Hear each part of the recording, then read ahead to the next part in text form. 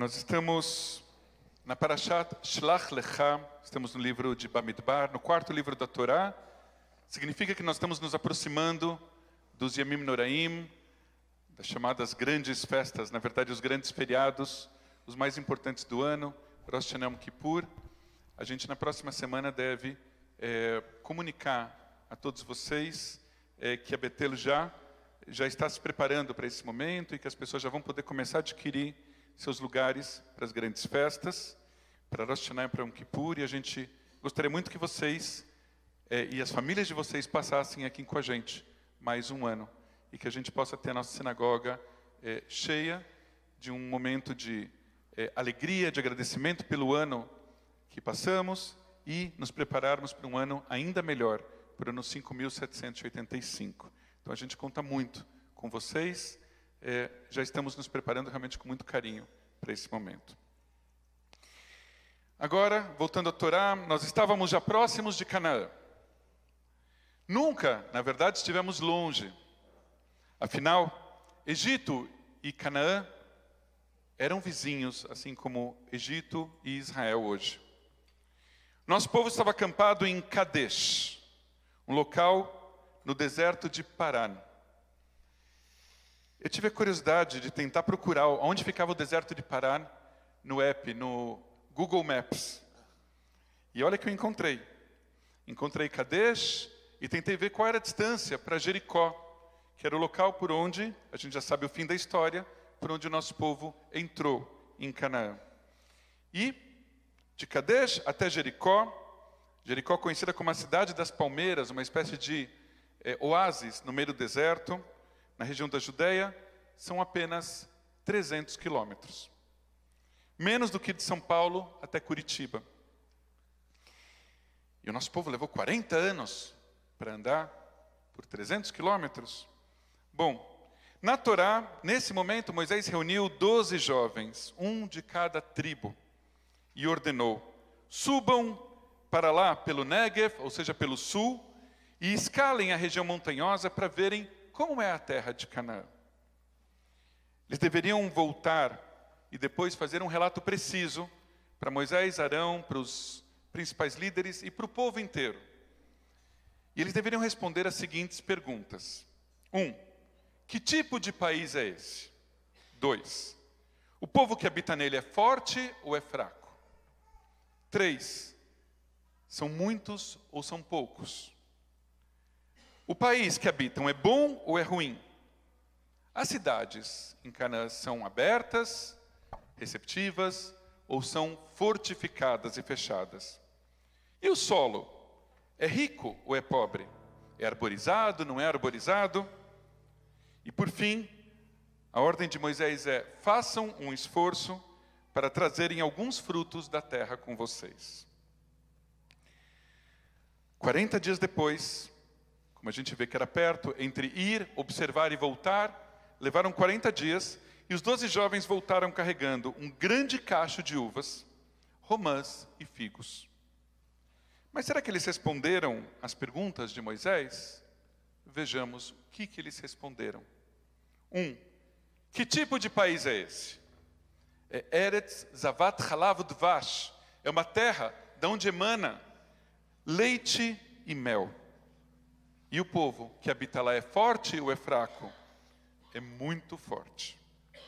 São poucos ou são muitos? São muitos. O país que eles habitam é bom ou é ruim? Ficou sem resposta. As cidades são abertas ou fortificadas? Fortificadas. O solo é rico ou é pobre? Arborizado, não arborizado? Ficou sem resposta. Não cumpriram todas as atividades aos quais eles se comprometeram. E quando nós lemos as respostas, nós percebemos que a descrição, como a gente viu, deixa duas questões em aberto.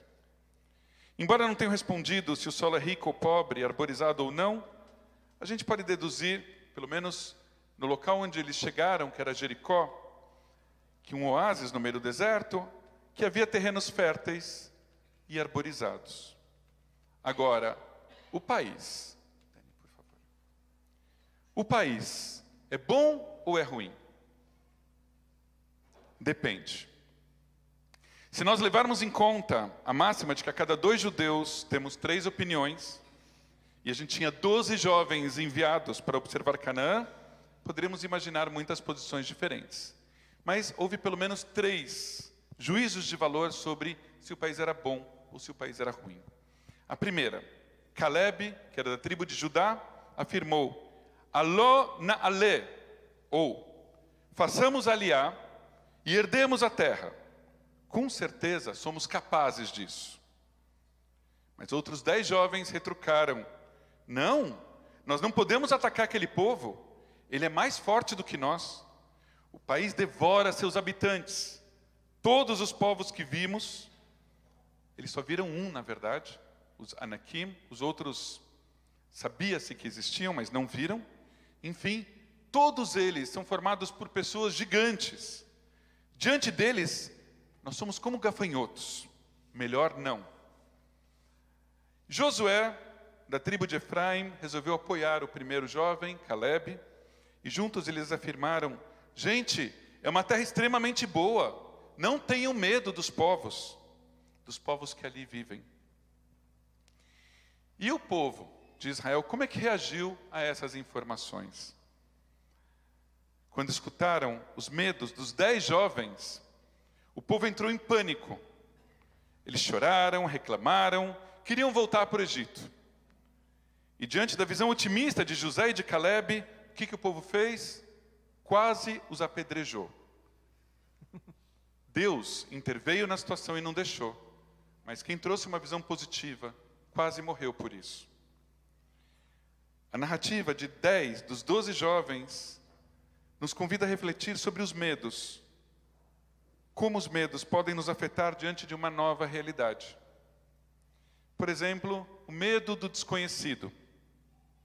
Enfrentar o novo pode gerar insegurança e nos impedir de explorar novas oportunidades. Podemos ter o medo do fracasso. Enfrentar desafios pode ser paralisante, levando à desconfiança da própria força que nós temos dentro de nós mesmos. Medo da morte, a perspectiva de inimigos mais fortes do que nós, de perigos, sejam eles reais ou não, pode despertar o temor pela sua própria vida e nos priva de experiências valiosas. Outro medo, o medo da inferioridade, de nos sentirmos inferiores, nos sentirmos incapazes diante dos desafios, e isso pode nos levar a criar justificativas que nem sempre condizem com a realidade, para não enfrentarmos as dificuldades. Por fim, um outro medo que me veio à mente, o medo da perda. A ideia de abrir mão do conhecido aqui é o Egito, pode gerar um apego exagerado ao passado, impedindo-nos de buscar novos horizontes, ou seja, a terra prometida, a terra da liberdade. Em contrapartida, Caleb e Josué trouxeram uma perspectiva completamente diferente diante da mesma experiência. Eles viram a terra como um país que lhes pertencia, uma herança prometida por Deus, de uma terra que emana leite e mel, ou seja, onde se podia criar gado e também plantar. Os dois também minimizaram os riscos da coexistência com os povos que sim, já estavam na região. O que a gente sabe muito bem que pode ser bastante perigoso. A gente não levar em conta que pode haver sim um perigo ao nos encontrarmos com outros povos que querem viver na mesma terra que a gente. O que fazer? Os relatos desses 12 jovens nos ensinam que as nossas decisões diante dos desafios da vida não são só baseadas em dados objetivos e não podem ser só baseadas em dados objetivos. Os nossos medos, as nossas expectativas positivas influenciam muito nas decisões e nas ações que nós vamos tomar. É importante reconhecermos os nossos medos, sim, mas avaliarmos até onde eles são condizentes com a realidade. Da mesma forma, nós devemos cultivar as expectativas positivas, mas sem idealizarmos demais a realidade, sem levarmos em conta os seus riscos. A chave está em encontrar o equilíbrio o equilíbrio entre a cautela e a ousadia. Na Israel moderna, os debates hoje não são tão diferentes daqueles de 3.500 anos da Torá. Israel é uma terra com enorme potencial. Podemos conviver bem com alguns povos da região, mas também precisamos ser mais capazes de nos defender de outros. No entanto, a decisão adotada pelo movimento sionista, em particular, e pelo povo judeu em geral, ao longo dos tempos, é a do otimismo. Ela está em consonância não com aqueles 10 que falaram: ah, eles são mais fortes que a gente, não vamos entrar, vamos dar para trás. Não, a visão judaica e a visão sionista estão mais em consonância com as visões de Caleb e de Josué. Aló na'aleh, façamos aliá, vamos para Israel, herdemos a terra, nós somos capazes disso e de viver em paz com os nossos vizinhos. Shabbat Shalom. Shabbat Shalom.